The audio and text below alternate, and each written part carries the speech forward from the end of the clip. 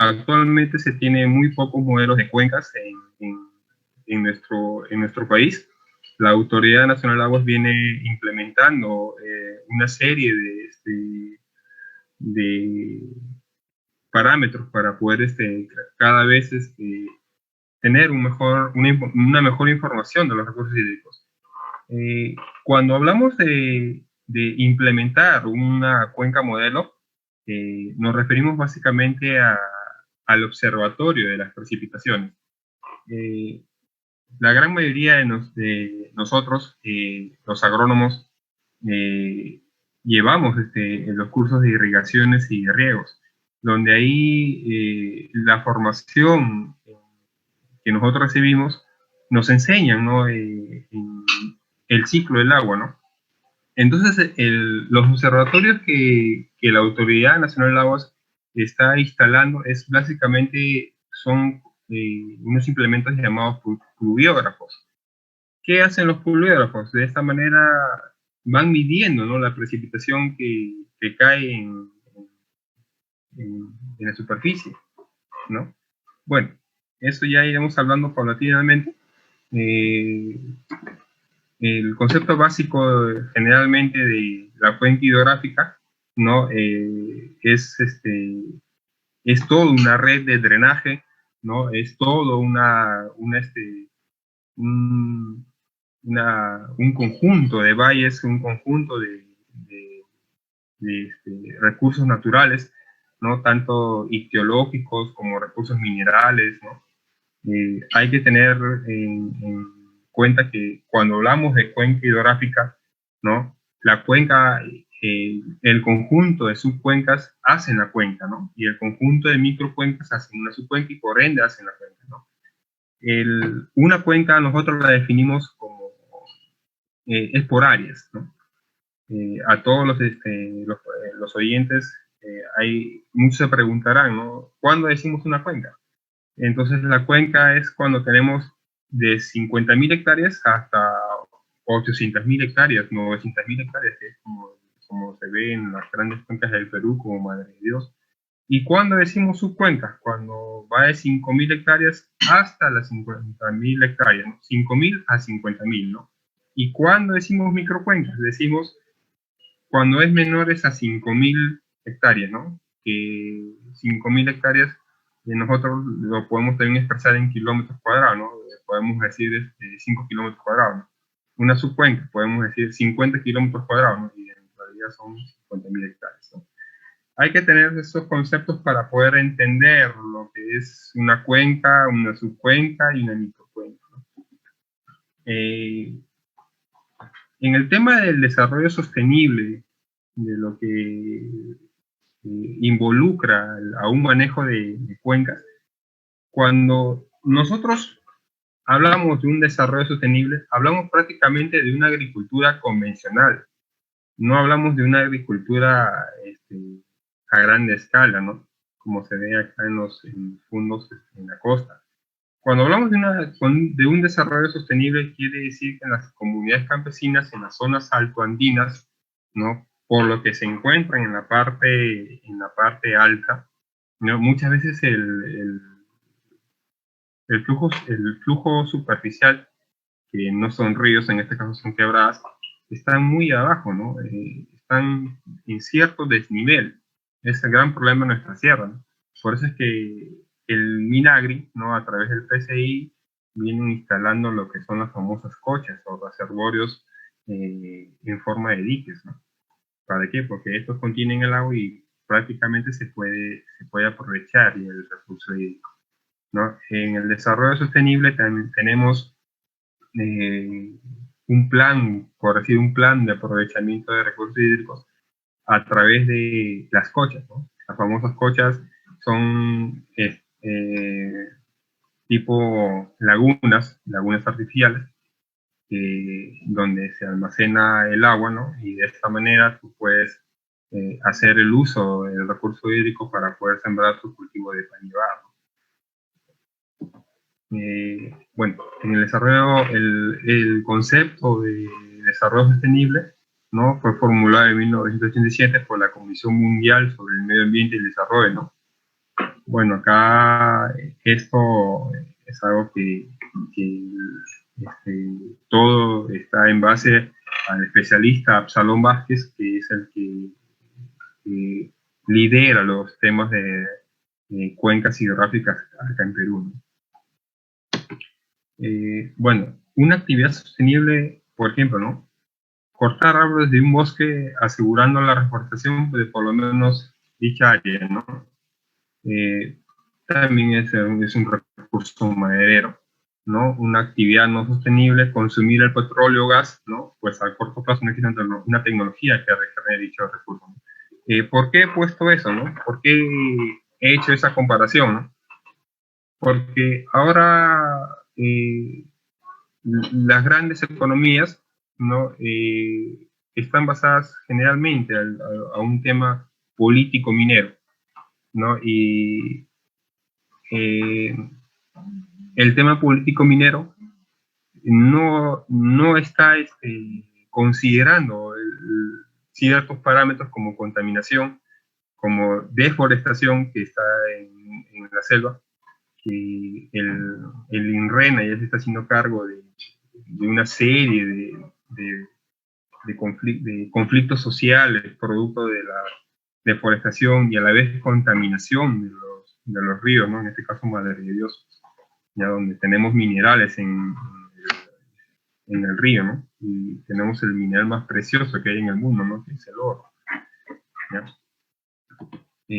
Bueno, los requisitos para un desarrollo sostenible, ¿no? No hay ningún recurso natural renovable que se debe usar a un ritmo mayor al que sea su generación.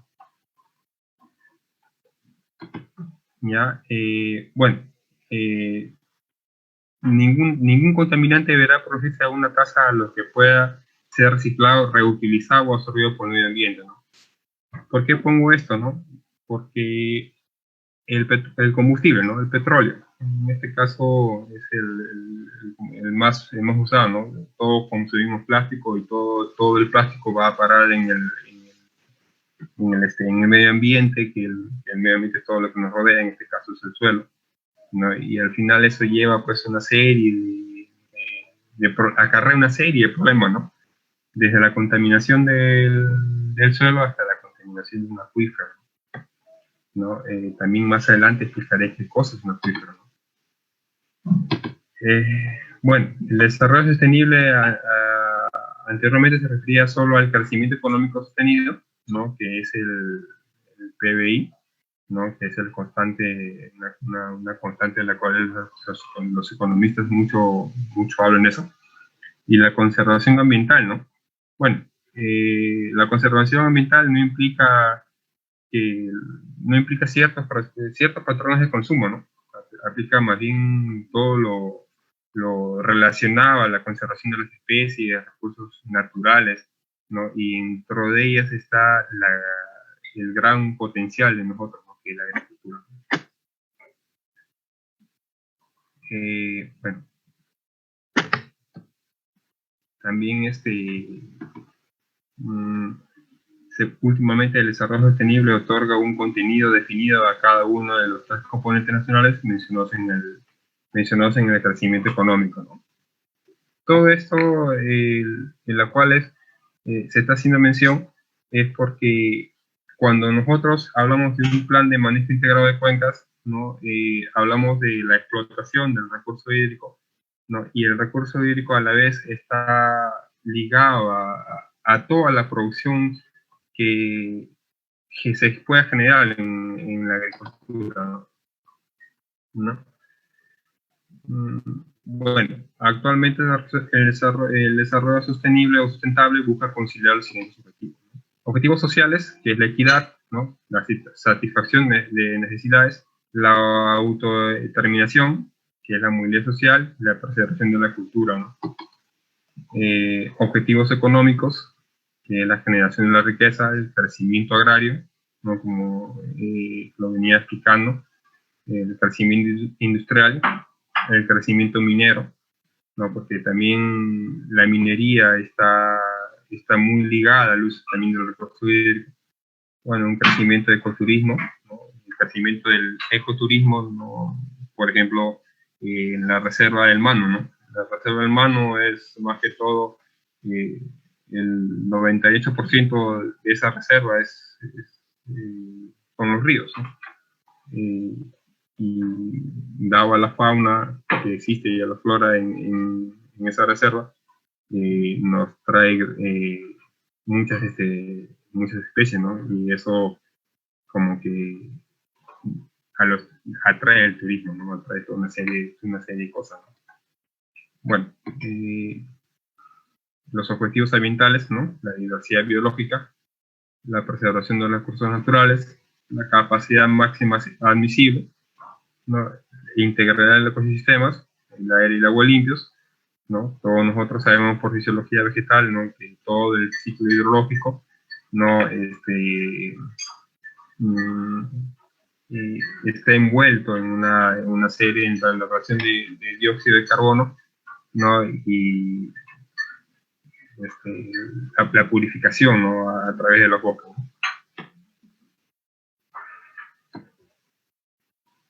Bueno, acá hay una incógnita que más o menos se ha preparado, ¿no? Desarrollo sostenible o sustentable, ¿no? Hay que saber diferenciar en lo que es un desarrollo sostenible, ¿no? Y un desarrollo sustentable, ¿no? El desarrollo sostenible o sustentable, ¿no? Significa la expresión sostenible o sustentable, ¿no? El significado de la expresión de desarrollo sostenible o sustentable se refiere en esencia a lo mismo. La conjunción básicamente se origina en la traducción del inglés al castellano de la expresión, ¿no? Sustainable de Paul, ¿no? Bueno, es en inglés, ¿no? Además del término sostenible aparece mucho antes que el término sustentable, época donde se comienza a dar la mayor importancia al aspecto de sostenibilidad, ¿no? El desarrollo sostenible o sustentable es un proceso integral que exige a los distintos actores de la sociedad compromisos y responsabilidades en la aplicación del modelo económico, ¿no? Político, ambiental y social, ¿no? Bueno, esto en realidad está totalmente dirigido, ¿no? A la tecnología de monitoreo de recursos hídricos, tecnología de explotación agrícola, tecnología de lo que es análisis espaciales, ¿no? Como desde llevar un satélite al espacio ya es un gran avance. Por ejemplo, el PeruSat, que es nuestro satélite que está en el espacio, y ya nos está dando imágenes de comportamientos de los recursos hídricos. Nos está dando imágenes ya satelitales de lo que es morfología y geomorfología de la cuenca, ¿no? Ya nos da lo que es el comportamiento topográfico que tiene la cuenca. Esto es muy importante porque a través de esto nos ayuda a obtener la famosa pendiente de cuenca, ¿no? Cuando nosotros hacemos, bueno, he tocado un tema ya de carácter técnico. Cuando nosotros hablamos, mucho a nosotros nos interesa la pendiente de la cuenca, ¿no? A través de la pendiente de la cuenca nosotros podemos hacer diseños, ¿no? Diseños de canales o catomas, y de esta manera hacemos agricultura, ¿no? Bueno, acá dice, ¿no? Que al desarrollo sostenible y sustentable le interesa no solo el crecimiento económico, sino también cómo se produce el mismo, ¿no? Cómo se distribuye la riqueza generada, cuál es el impacto en el medio ambiente, ¿no? La sostenibilidad o la sustentabilidad se refiere básicamente a lo que en el aprovechamiento de los recursos naturales debemos preocuparnos hoy, de las futuras generaciones, para que puedan tener las mismas oportunidades o mejores que las que tenemos ahora, ¿ya? Bueno, para lograr nosotros un desarrollo sustentable o sostenible, ¿no? Hay que tener presente que para lograr esto es primero una serie ¿qué le puedo decir? Implementar sistemas cerrados, no sistemas abiertos, ¿no? Un sistema cerrado, por ejemplo, puede ser la protección del medio ambiente, ¿no? Un sistema abierto pueden ser un manejo integral de los residuos, ¿no? Ese ya es un tema de decisión política de las autoridades y participación responsable, ¿no? De todos nosotros, ¿no? Como profesionales de la agricultura que somos. Bueno, en el proceso que requiere un progreso simultáneo global en las diferentes dimensiones económicas, hay que tener presente que siempre se van a hacer ambientales y tecnológicas, ¿no? La preservación ambiental siempre nos va a llevar a un desarrollo siempre tecnológico, porque de esta manera, cuando hay tecnología y no tenemos preservación ambiental, ¿no? Es como decir, ¿no? Nosotros podemos tener un desarrollo en agricultura, pero ¿de qué serviría cuando realmente tenemos todos los recursos hídricos contaminados, ¿no? O gran parte de ellos estarían involucrados en un tema de contaminación. Bueno, para que el desarrollo sea sustentable, se debe considerar cinco objetivos principales. El crecimiento económico sustentable, ¿no? La generación de la riqueza, crecimiento del PBI y satisfacción de las necesidades de los hogares, ¿no? Eso es un uso eficiente, por ejemplo, de la mano de obra.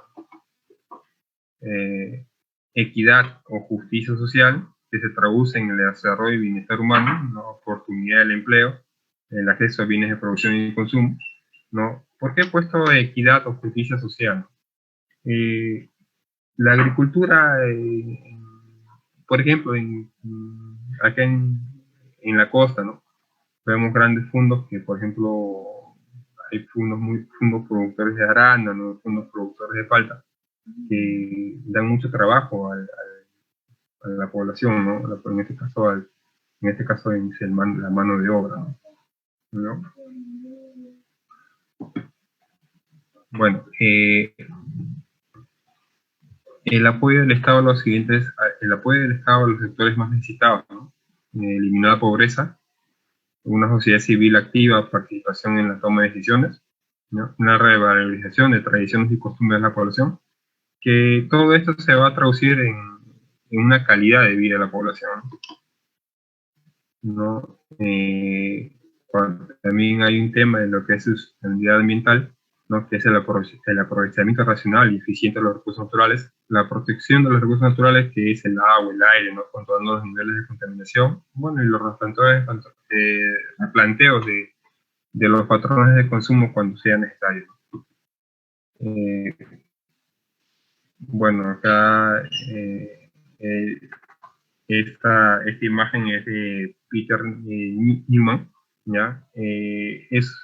Prácticamente esta pirámide es una pirámide del desarrollo sustentable, ¿no? La equidad de un proceso de transiciones, ¿no? Versus la equidad del crecimiento económico, ¿no?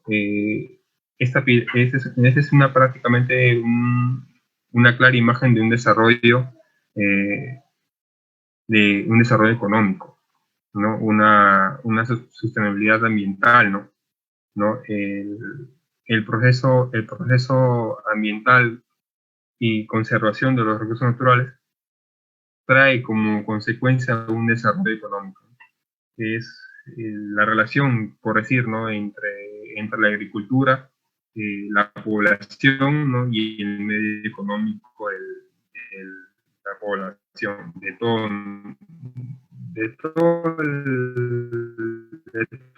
bueno, voy a pasar a otra diapositiva. Ya, una consulta, ¿se ve la diapositiva? Sí, ingeniero, sí se ve. Ya. Bueno, acá entramos a algo práctico. Ya, cuando nosotros entramos ya a preguntar, ¿no? Por ejemplo, nosotros como agrónomos tenemos una cierta área para manejar, ¿no?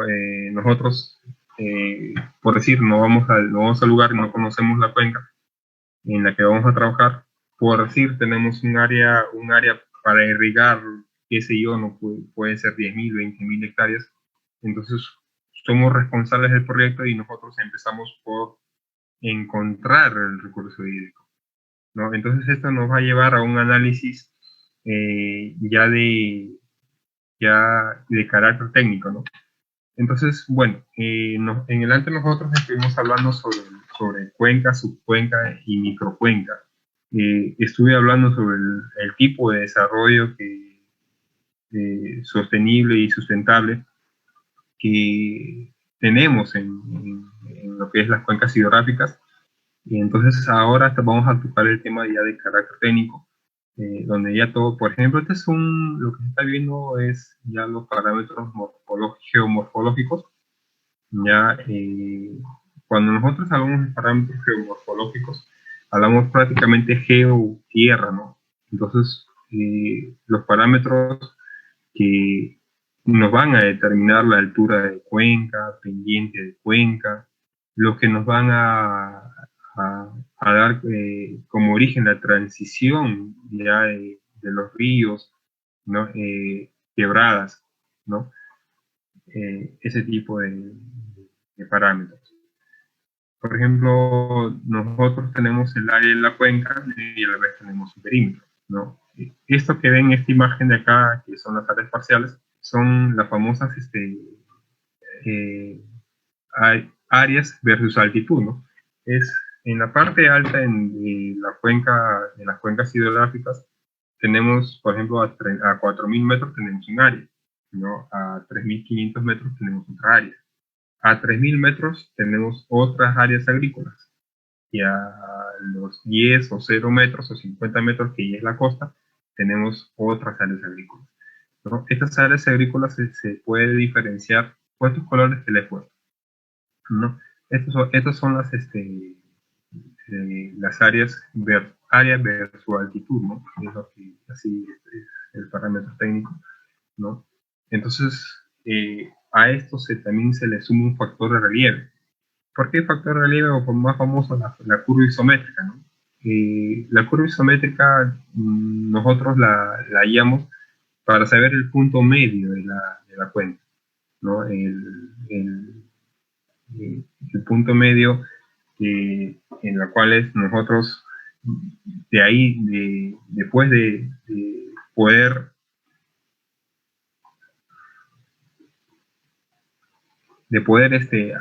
bueno, ¿para qué nos sirve ayer la curva isométrica?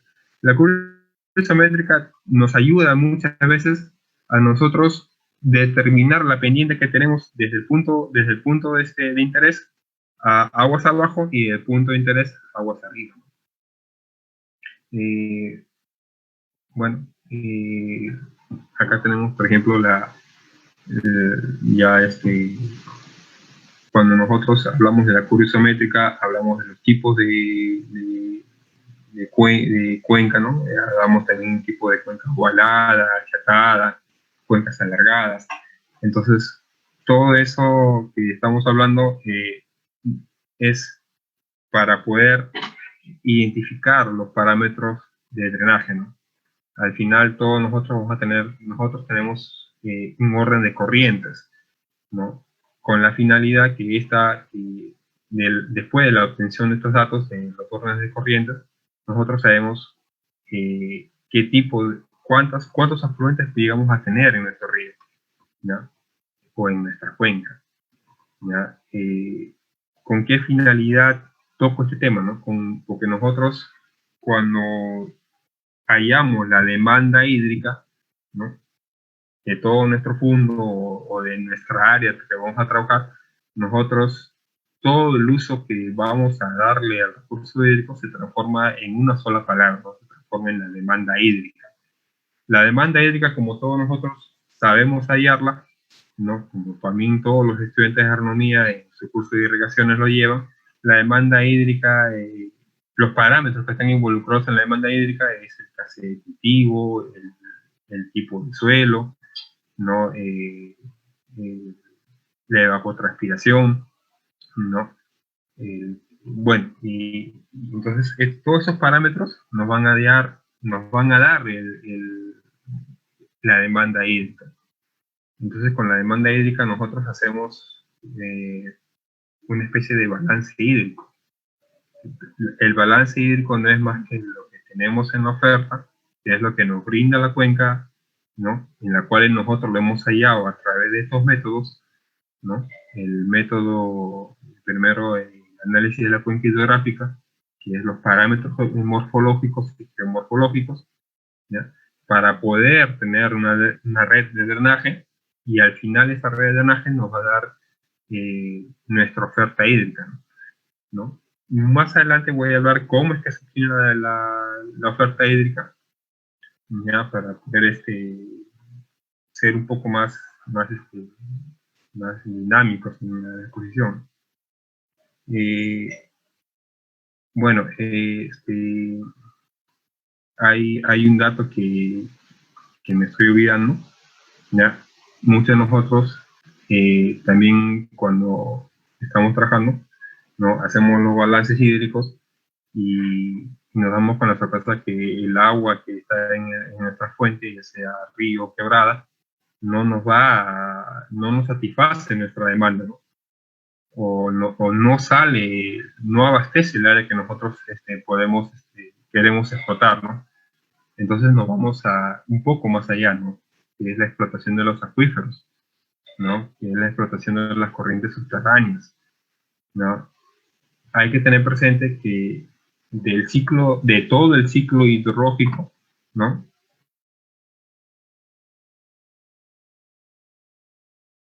Que forman las corrientes subterráneas. A través del medio poroso, ¿no? En las partes altoandinas, el medio poroso es mayor que en la costa, ¿no? Se produce la infiltración a través de la fórmula de Darcy, o la ley de Darcy, que nos explica detalladamente cómo es que se producen las infiltraciones en la sierra. De esta manera nacen los acuíferos. Y de ahí nosotros ya empezamos por completar una oferta, ¿no? No completamos la oferta con el agua superficial, pero la completamos con el agua subterránea, ¿no? Los dos tipos de flujo, tanto flujo superficial como flujo subterráneo, ¿no? Forman parte de la explotación hídrica que nosotros realizamos en toda la cuenca hidrográfica. Bueno, voy a pasar a otra diapositiva. Ya, una consulta, si hubiese alguna intervención o alguna inquietud, ¿las preguntas van a ser respondidas al final de la exposición o van a ser en el transcurso de la exposición? Sí, ingeniero, va a ser al final de la exposición. Ya, gracias. A ver, voy a cambiar de acá, quiero mostrarle algo.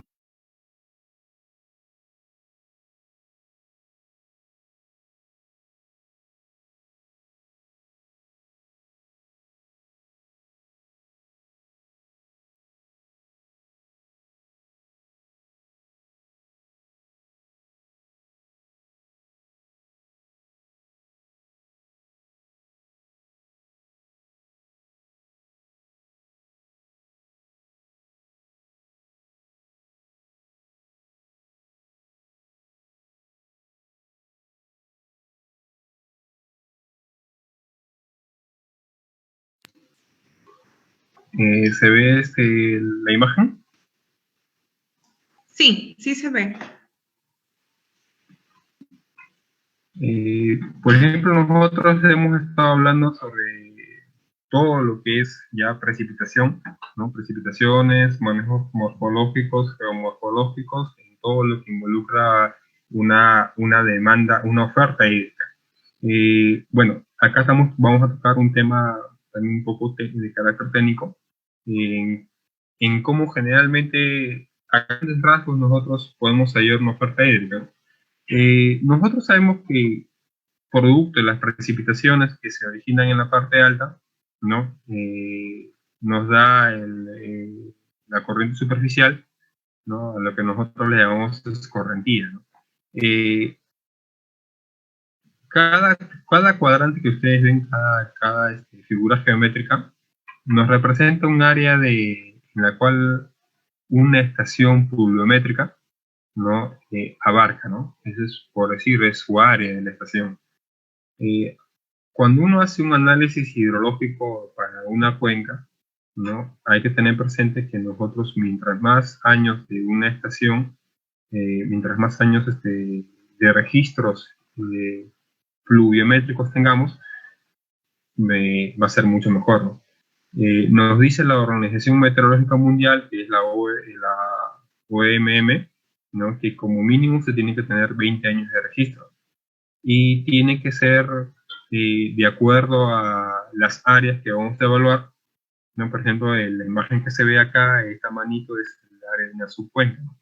Que tiene 167 kilómetros cuadrados.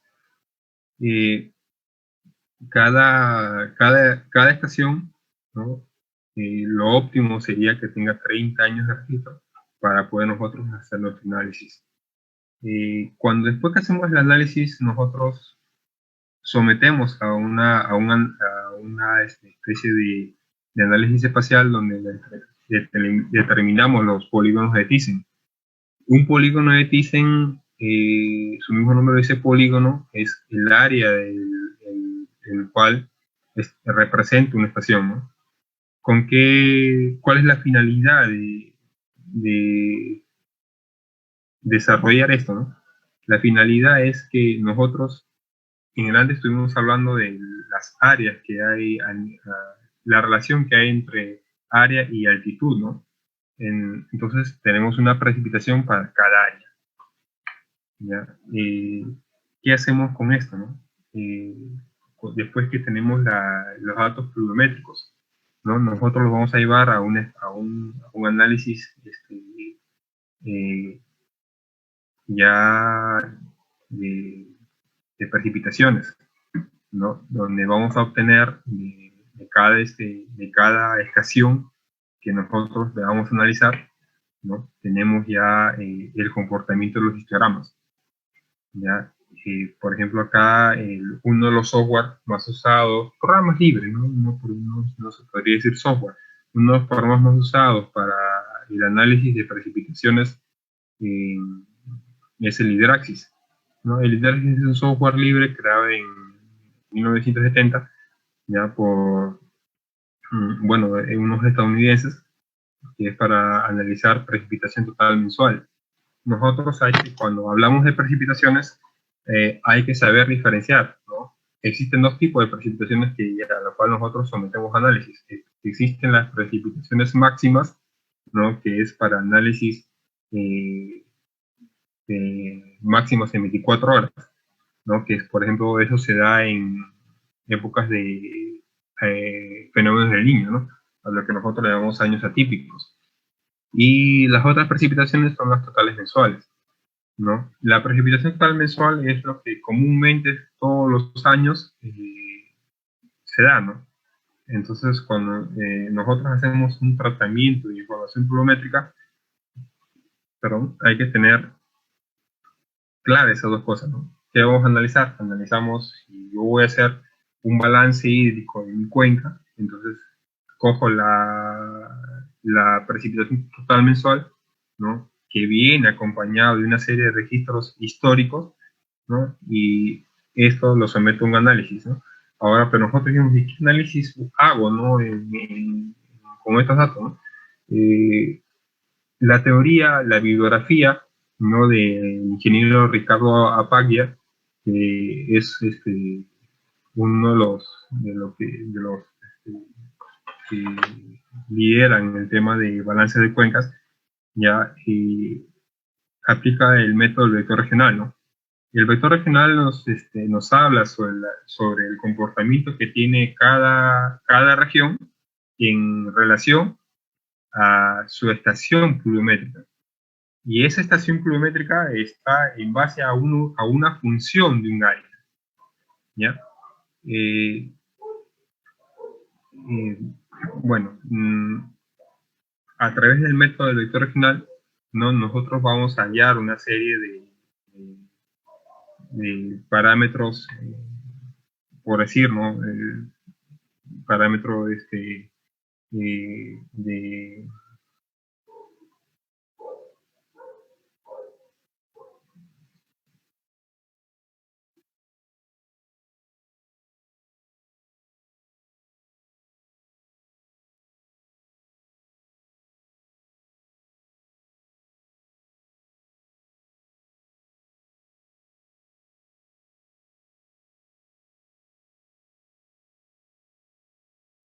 ¿ya? De esta manera acá, por ejemplo, tenemos el comportamiento del histograma de una estación, ¿no?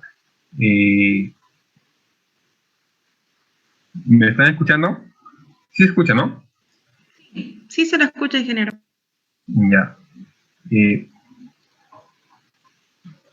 Cuando después que nosotros hacemos el análisis del conjunto de estaciones, ¿no? Nosotros ya lo sometemos a un análisis, como tenemos 3 a más estaciones, lo sometemos a un famoso análisis que muchos de nosotros hemos visto en clases de estadística, ¿no? El famoso análisis de doble masa, ¿no? El análisis doble masa nos da como el comportamiento, como una especie de curvas, ¿no? Donde nos indica el comportamiento de cada estación, el comportamiento de los datos, la confiabilidad de los datos, ¿no? Para nosotros poder llevar a cabo todo lo que es nuestra oferta hídrica.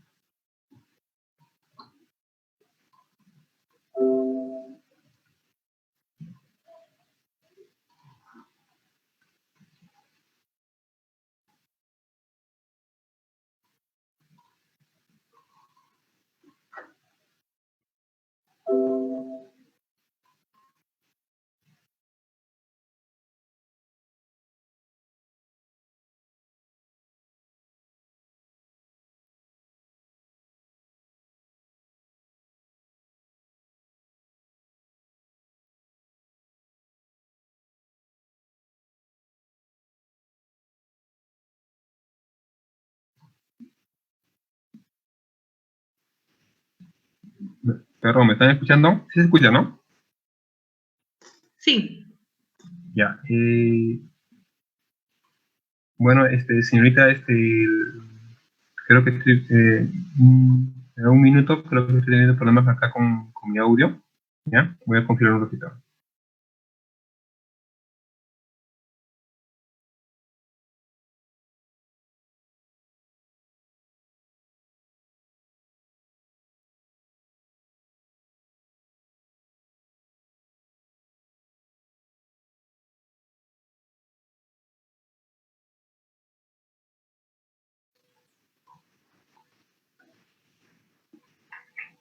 Bueno, acá en imagen, por ejemplo, acá es un cuadro Excel que también se los quiero mostrar.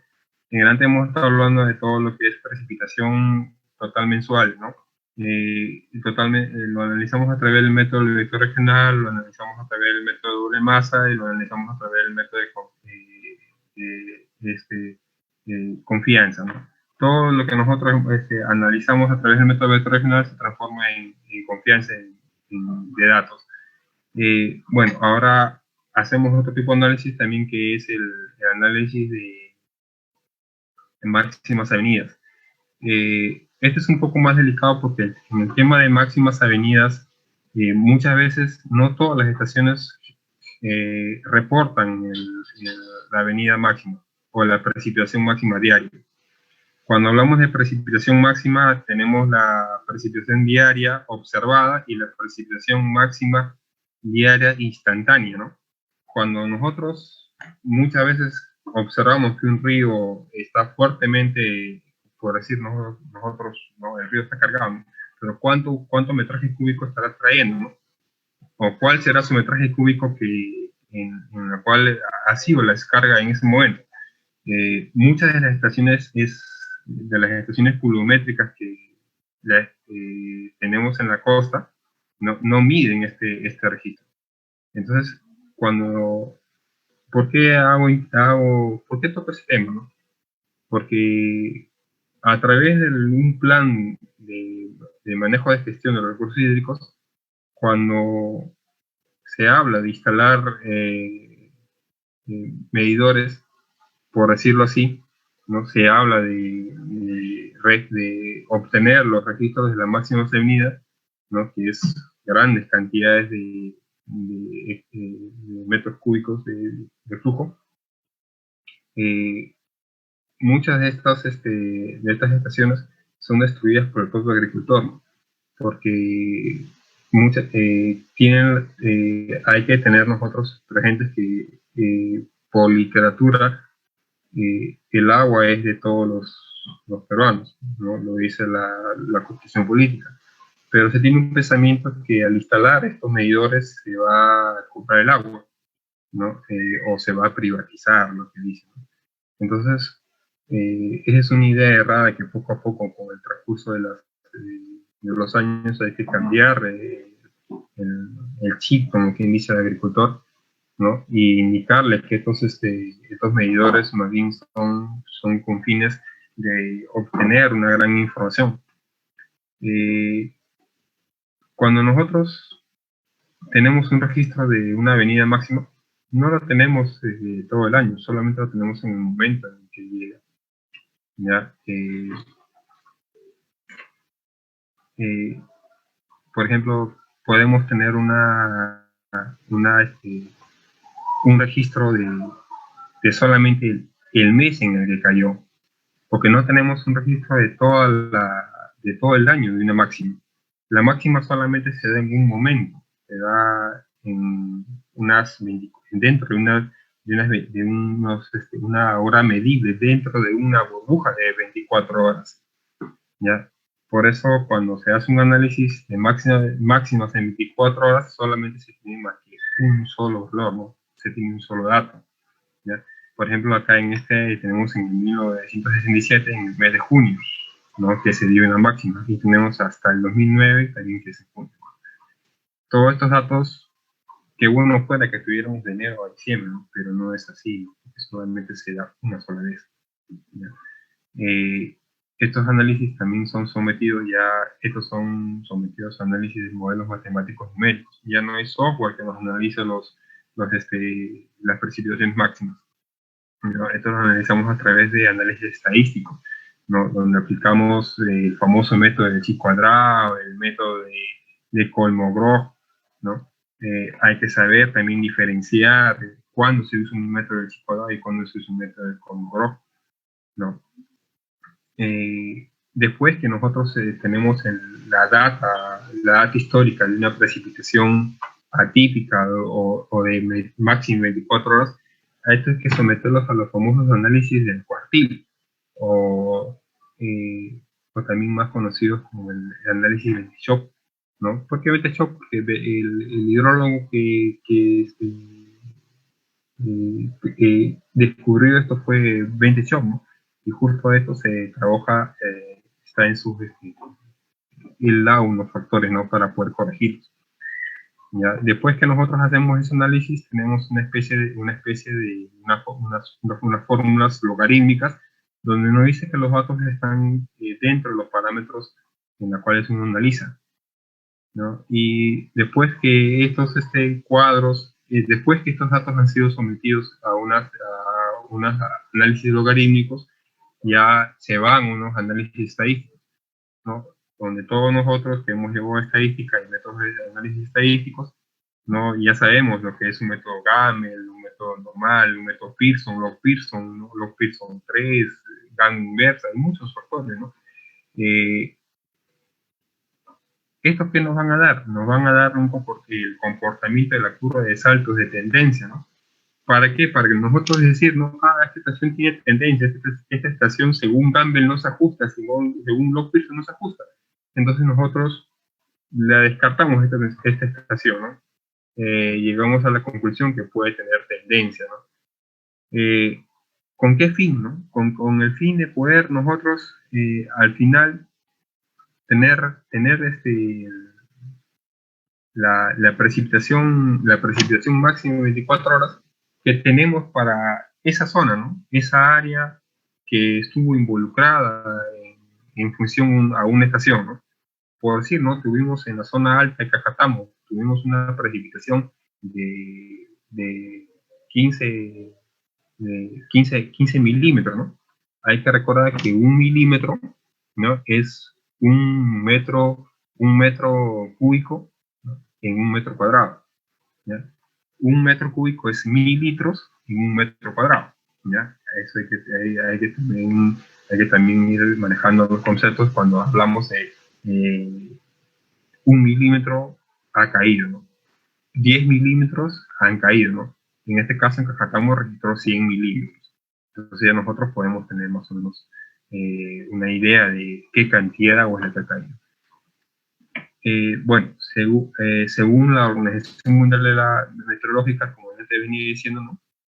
Cuando tenemos las lecturas de las estaciones que registran estos eventos, nosotros tenemos factores de conversión.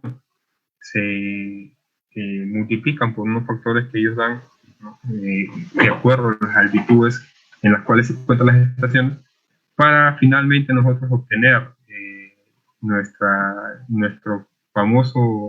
precipitación máxima de 24 horas según nuestro periodo de retorno. El periodo de retorno no es más que el ciclo que demoró el tiempo. Cayó una precipitación y volvió a subir hasta caer, ¿no? Ese es el tiempo de retorno. El tiempo de retorno generalmente de un año atípico es 100 años, ¿no? El tiempo de retorno de una lluvia convencional normal es 50 años. Siempre en esos periodos de retorno está todo el análisis que le hacemos a una cuenca, ¿no? En todo el desarrollo, en todo lo que puede ser el desarrollo sostenible o el desarrollo sustentable, ¿no? Bueno, señorita, colegas, muchos de nosotros quizás los temas de hidrología estamos aún en una formación de aprendizaje todos. Hay que tener en cuenta que la hidrología son puros análisis estadísticos, puros análisis matemáticos, en los cuales esto solamente se traduce en valores observados y valores simulados. Lo que nosotros observamos es en una estación hidrométrica y lo que nosotros simulamos es a través de modelos matemáticos numéricos. Cuando nosotros, en este caso, simulamos una avenida máxima, que lo hacemos a través del software del HMS. El HMS es creado por los GEC, ¿no? Los GEC crearon en las épocas de la Segunda Guerra Mundial y la época de la Guerra de Vietnam para analizar las precipitaciones y los comportamientos climáticos en los cuales ellos estaban involucrados. Ellos crearon estos software de análisis de precipitaciones que nosotros acá en Perú no tenemos creadores de estos software, ¿no? Estos software están con modelos matemáticos numéricos de otro país, ¿ya? Nosotros, cuando el último paso que hacemos de todo el análisis de avenida máxima se traduce en un dietograma. En el dietograma que nosotros nos representa, desde las 0 horas hasta las 24 horas, nos representa la cantidad de lluvia caída. O sea, la cantidad de lluvia que escurrió, la famosa lluvia, la función lluvia escorrentiva. Bueno, ya de ahí estos valores son introducidos al modelo hidrológico, en los cuales nos da ya el caudal final del día máximo. Bueno, señorita, con eso he finalizado la exposición. Muchas gracias por la invitación. Sé que el tema de hidrología en una hora es muy corto para explicarlo. El tema de cuencas es toda una carrera. ¿Ya? El análisis que nosotros les hacemos una cuenca es no solamente hidrológico, sino también morfológico. Hacemos análisis ambientales en la cuenca, ¿no? Y todo eso involucra una sola gestión, ¿no? La gestión de los recursos hídricos, ¿no? Porque tenemos glaciares en la parte alta, tenemos acuíferos en la parte baja, ¿no? Tenemos las dos líneas, ¿no? En la parte baja y la parte alta, uno con explotaciones superficiales, y lo otro con explotaciones, como antes los decía, ¿no? Al empezar, ¿no? Explotaciones subterráneas.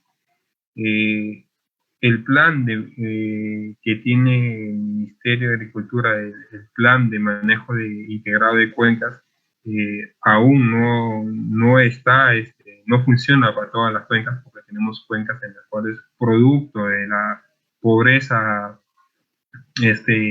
bueno, la palabra pobreza suena feo, ¿no? Producto de la, del desconocimiento, ¿no? No se instala, ¿no? El sistema de medición, ¿no? Cuando nosotros tengamos un sistema de medición en todas las cuencas, ahí podremos hablar de un manejo de gestión de cuencas completamente reales, ajustados, ¿no?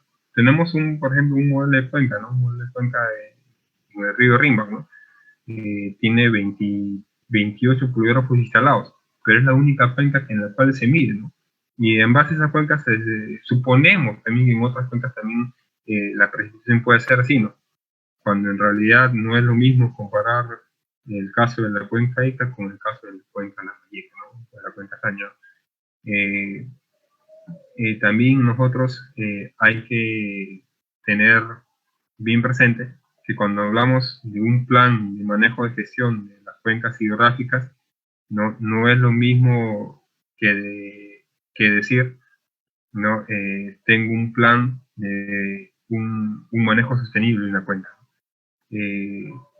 Como le digo, ¿no? Una hora nos queda, es muy poco el tiempo para poder hablar sobre todo lo que involucra, todos los parámetros que nosotros utilizamos para poder determinar una agricultura sustentable, ¿no?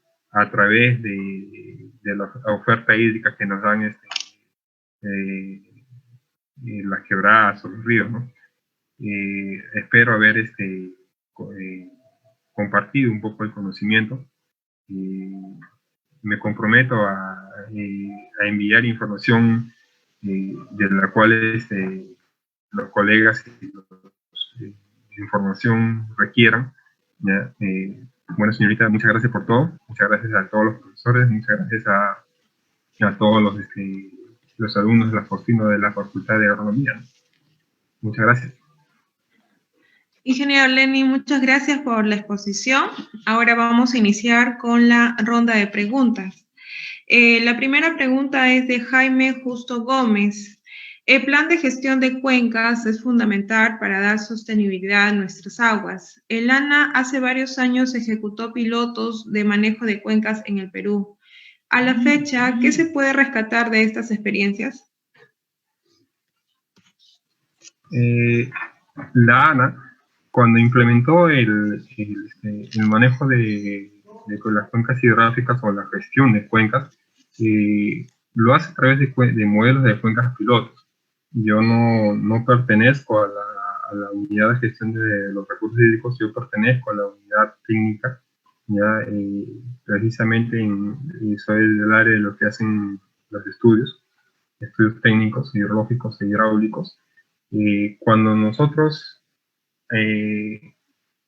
nos encontramos con una cuenca que generalmente, según la rige una junta de usuarios, porque la junta de usuarios es la que rige generalmente las cuencas. ¿Ya? La junta de usuarios está formada por las comisiones de regantes y los comités de riego. ¿Ya? Hay una serie de enemistades sociales entre ANA y la junta de usuarios, ¿no? Porque nosotros cuando hacemos un balance hídrico, no es lo que la junta de usuarios nos dice, ¿no? La junta de usuarios nos dice, no, yo estoy regando 1000 hectáreas, pero tenemos el análisis hídrico que no es 1000 hectáreas, sino que es 2000 hectáreas, ¿no? Entonces, bueno, un poco que me he desviado de la pregunta. No se tiene realmente la información de cómo le puedo explicar, de cómo se gestionó un plan de aprovechamiento de los recursos hídricos en ciertas cuencas. No se tiene a la actualidad ese registro, ¿no? Lo que se está haciendo actualmente es una nueva evaluación de las cuencas, porque los ciclos hidrológicos han cambiado. las precipitaciones ahora ya no son como antes. Tenemos precipitaciones atípicas más constantes y continuas. Tenemos fenómenos del Niño cada vez más, más cortos, ¿no? Entonces, esto va a ser como que cambiar un poco el sistema de análisis de las cuencas hidrográficas. Va a haber todo un nuevo análisis en todas las cuencas del país para, de esta manera, quizás, ¿no?, tener un aproximado a la realidad de cómo es que se está comportando el recurso hídrico en cada cuenca, ¿no? Ok.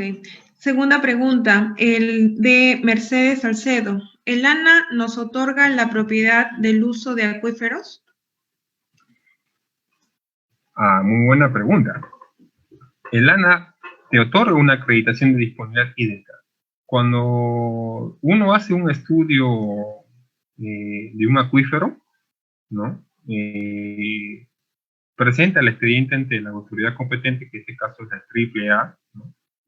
Lo que te dan es una acreditación, donde el ANA, mediante un papel, una resolución, es un simple documento, es una resolución directoral, te da una acreditación de disponibilidad hídrica. ¿Qué quiere decir? Que te da un documento legal que en tal sitio, en tal punto, en tal coordenada, en tal ubicación que tú has mencionado en tu expediente, existe agua.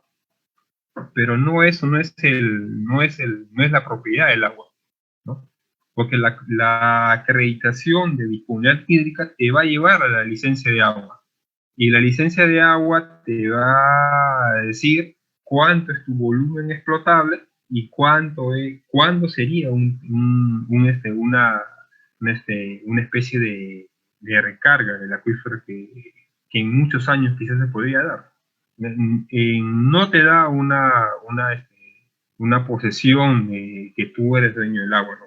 Te da una acreditación y te da una licencia, ¿no?, en la cual eso va bien sustentado, porque eso es consecuencia de un estudio hidrogeológico que tú hiciste, ¿no? Tercera pregunta. ¿Cuáles vendrían a ser los objetivos más destacados de una gestión de cuencas? ¿Cuáles son los objetivos más destacados de una gestión de cuencas? Los objetivos de una gestión de cuencas es determinar un desarrollo sostenible para una agricultura, se podría decir, orgánica, ¿ya? Un desarrollo sustentable, ¿no?, para lo que, por ejemplo, en este caso, desarrollo sustentable en las comunidades campesinas, que sería la instalación de los pastos forrajeros, o que en las comunidades campesinas altoandinas, en su 90% se dedican a la ganadería, ¿ya? Este tipo de diferenciaciones le decimos al principio de las posiciones, ¿no?, sobre desarrollo sostenible y desarrollo sustentable. Ok. Tercera pregunta de Jesús Domínguez. Respecto al vertimiento de relaves de las mineras en las cuencas hidrográficas, ¿qué gestiones viene haciendo el ANA para prevenirlas? La única manera en la cual se realiza lo que el colega dice es a través de análisis de calidades de agua. Los análisis de calidades de agua son los que están más involucrados directamente en el tema de contaminación, ¿no? Me voy a salir un poquito del tema porque nosotros en la parte baja, muchas veces, que también mi pobre padre, que era agricultor, lo decía, ¿no?, cuando vemos que el agua viene de diferente color, no es contaminación. Hay que tener presente también que de manera muy gruesa, lo voy a decir, nosotros tenemos hidróxidos en la parte, tenemos minerales en las rocas, en las partes altas de la sierra. Entonces, están en forma de óxido, muchos de ellos. Entonces, dadas las precipitaciones, tenemos agua más óxido, tenemos hidróxidos, y son hidróxidos los que bajan. Y por eso esta coloración.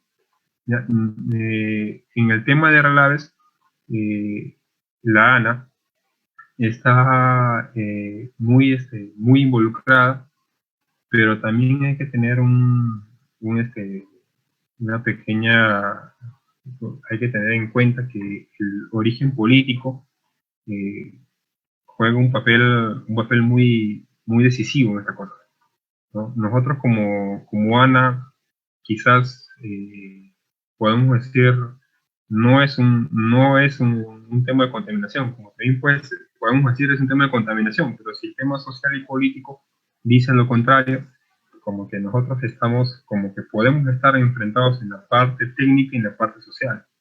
Es un tema muy complejo, muy complicado, el tema de las mineras y los relaves mineros, ¿ya? Pero desde ya se tiene desde el 2018 un plan de gestión de todo lo que es análisis a todos los relaves mineros de Perú.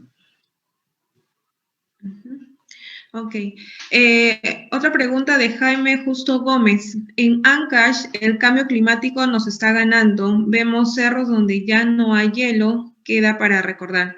Habrá dinero, tecnología, planes, pero si los actores no cambian, su cultura de agua seguirá pobre. Sobre este tema, ¿cuál sería una estrategia? No hay una estrategia para la conservación de los glaciares. Lo que hay son teorías empíricas en las que se puede practicar para la conservación de los glaciares. Pero el tema de la contaminación ambiental en la cual estamos viviendo no, nos ha llevado a toda una serie de cambios climáticos en los cuales todo esto nosotros apreciamos ya la glaciación y la desaparición de glaciares, ¿no? En Ancash, por ejemplo, la cordillera del Guayguas, ya que es muy conocida en Ancash, ya la cordillera del Guayguas hace 10 años no se veía ciertas